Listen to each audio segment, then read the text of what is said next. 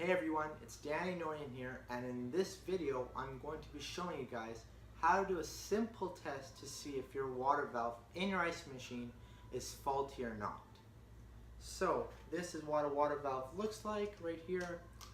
They come in all sorts of shapes and sizes, but in this case we're going to be working with this one right here.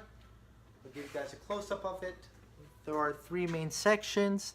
There is the top, in which the electrical connections are connected to, right there, and in the bottom where the inlet and the outlet is for the water.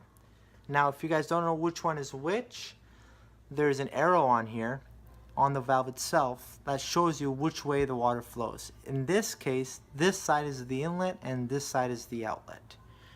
So how to do the test is very easy. All you have to do is blow through the inlet.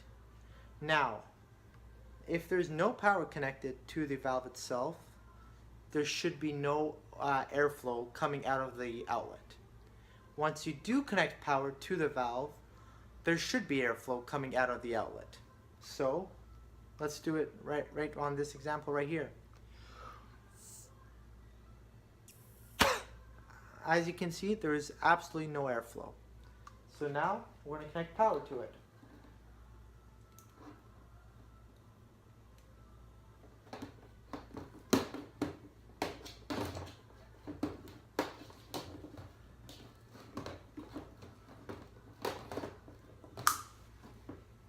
So now we're going to do the same thing, blow in through the inlet and see if there's airflow. Now that we have power connected, there should be airflow going right through the valve.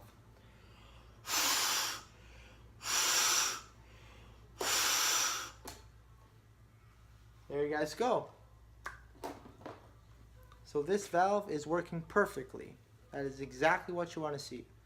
When there is no power connected, there's no airflow, and when there is power connected, there is airflow coming out of the outlet. So that's how you test a water valve on an ice machine.